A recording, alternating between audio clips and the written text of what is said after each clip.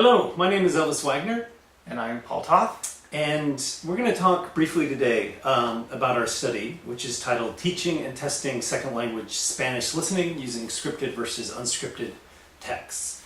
So basically just sort of the format of the question is we're going to talk in an unscripted manner and just sort of answer a number of fundamental questions that we came up with in sort of wanting to talk about this study. So the first question really comes to sort of why we did this study. And the motivation for it really comes down to this I think it's really a fundamental question in second language teaching and learning, is this whole idea of why people can study for, years, study a language for years in the classroom, spend thousands of hours in the classroom, and then get to the place where that second language is spoken, where that target language is spoken, and not be able to understand anyone. What's the rationale for that? How does that happen? And I think really a lot of what it comes down to is the type of spoken input that learners get in the classroom. They get all of this sort of scripted textbook text that really isn't representative of real world spoken language. Right. And because of that, people in Paris don't talk like they talk in the textbooks, in the French textbooks. And so that really was the rationale for this study. Right. And teachers are kind of caught in a bind because on the one hand, they have to prepare students for the world beyond the classroom, and then on the other hand, we know that the world beyond the classroom is very complex and difficult for beginning and intermediate and even sometimes advanced learners to participate in. So teachers need to find a way to provide enough support to prepare students for that. So we kind of have a feeling as a motivation for this study that what is traditionally goes on in classroom, which is a simplification of listening activities, is not preparing students enough for what's going on. The teachers are trying to make it as comprehensible as they can, the input, but in some ways that might be undercutting the overall goal of the communicative competence to understand real world spoken language. Okay, so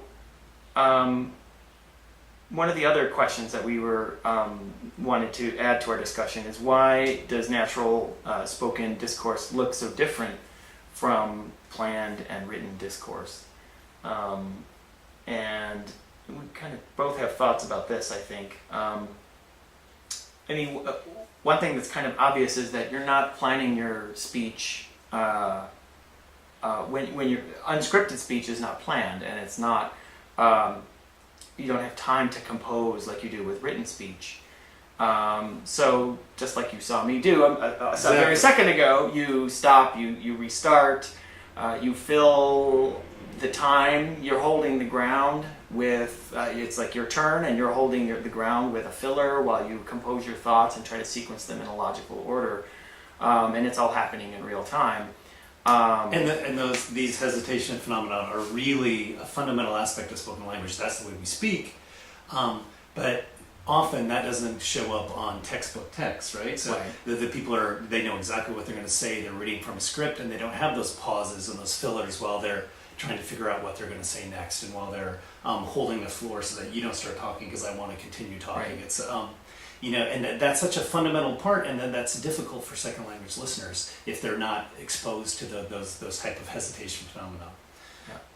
Another thing that's fundamentally different between scripted and unscripted text, and just unplanned spoken language is the type of lexical and grammatical sort of characteristics differ. So there's obviously much more slang and colloquial language in real world unscripted language. There's also a number of researchers. McCarthy has talked a lot about this idea of spoken grammatical norms. So it's a sort of a different grammatical system.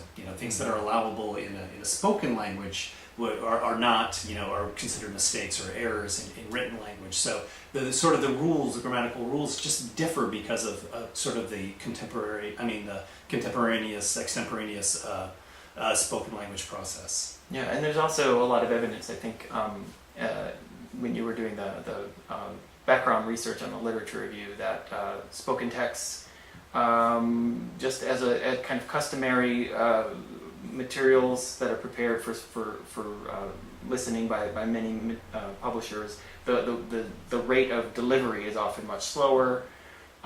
So learners, when you're dealing with a scripted spoken text prepared by a textbook publisher, it's often delivered at a much slower rate. There isn't sort of advancing and then backpedaling. And so with an unspoken text, or an unscripted text, excuse me, the speech rate can be much faster. Yeah. And related to that, just because of the articulatory mechanisms, the way we articulate speech, unplanned spoken language has a lot of connected speech, reduction, linking, assimilation, all these things that again, people do all the time. That's the way we speak. But with scripted texts that are, read aloud by trained actors, they're trained to enunciate, they don't do, or they purposely avoid doing the types of things that, this connected speech that happens in real world spoken language. Again, so the listener isn't used to that. There's a lot of research talking about how one of the most difficult things for second language listeners is segmenting the words. They have this unbroken spoken input stream, and having to segment the words is very difficult. So when you have professional speakers that are enunciating, segmenting the words for the listeners, they don't get trained, they don't get the experience in how to do that segmenting, in real world spoken language contexts. So, there's just a lot of things that, like you said, teachers and publishers and textbook writers, they want, the listener, the second language listeners to be able to understand the spoken language. But in some ways that's undercutting their ability, their exposure to the types of real world language that they're going to be exposed to and have to make sense of. Right. So we found when we provided unscripted text to intermediate learners and a scripted text to intermediate learners, that the scripted text learners performed statistically better than the unscripted text. But what it really amounted to was, what we kind of found striking was that the unscripted learners did fairly well. They were certainly well above chance in their the proportion of correct answers. And it kind of amounted to, on average, getting maybe one item on our comprehension test, one item less correct. So it wasn't a huge difference in practical terms, but it was statistically reliable in that you could count on this being, basically the takeaway message is that it is more difficult for these learners who've been coming through the program using a lot of traditional spoken text. So we wanted to know what we wanted to make sure we talked about in our session here. What can teachers do to ease learners' difficulties with unscripted discourse? Yeah, and there are a lot of things. There's been a fair amount of research about longitudinal studies with teachers providing learners with the unscripted spoken language and training them on how to be able to process it, and it leads to improvement. And one of the most obvious things, one of the first thing to do is just to make learners actually aware of it, because often they're not aware that spoken language is very different from written language, or formal language or scripted language is very different.